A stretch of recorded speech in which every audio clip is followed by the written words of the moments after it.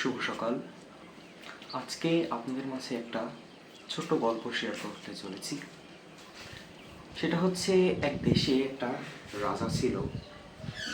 তো সে দেশে মানুষজন খুবই সুখে শান্তিতে ছিল, তাদের কোনো ধরনের অসুবিধা সেই রাজা গ্রাহ্য করতো না। তো এজন্য মানুষেরা রাজার উপরেও বেশ সন্তুষ্ট ছিল।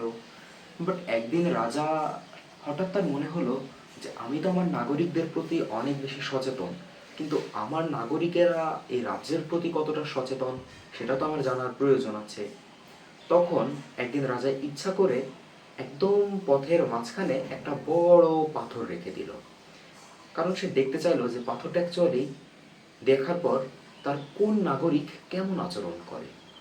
এবং চারিদিকে কিছু সৈন্য সে বিছিয়ে দিল এবং নিজেও সে এক প্রান্তে লুকিয়ে গেল। প্রথমে সেই রাজার দরবারেরই একজন লোক রাস্তা দিয়ে যাচ্ছে এবং পাথরটা তার সামনে পড়ল।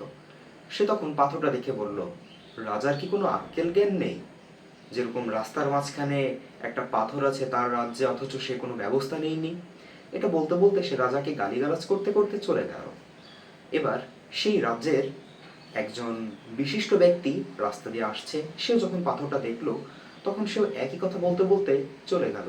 এভাবে অনেক নাগরিক যখন পাথরটা দেখলো তারা তখন বলছে যে রাস্তার মাঝখানে এরকম একটা পাথর সেই সকাল থেকে পড়ে আছে, কিন্তু রাজা কেন কোনো ব্যবস্থা নিচ্ছে না। ঠিক বিকালের দিকে একজন কৃষক তার মাঠের কাজ শেষ করে ঘরে ফিরছিল। সে তখন দেখে রাস্তার মাঝখানে একটা পাথর এভাবে সকলের বাধা হয়ে দাঁড়িয়েছে।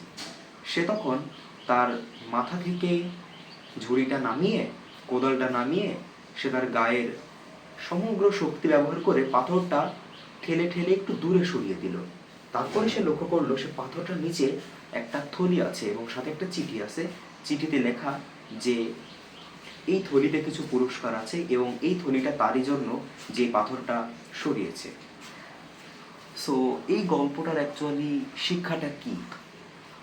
সেটা হচ্ছে, আমরা মানুষের সমালোচনা করতে পারি কিন্তু সেটার সলিউশন কখনোই করি না। কিন্তু সেই জিনিসটার যে সলিউশন আমাদের হাতেও আছে এবং সলিউশনটা আমরা চাইলে যে কেউ যে কারো তরফ থেকে করতে পারি, যাতে সেই জিনিসটা নিয়ে আর ভবিষ্যতে কখনো সমালোচনা না হয়।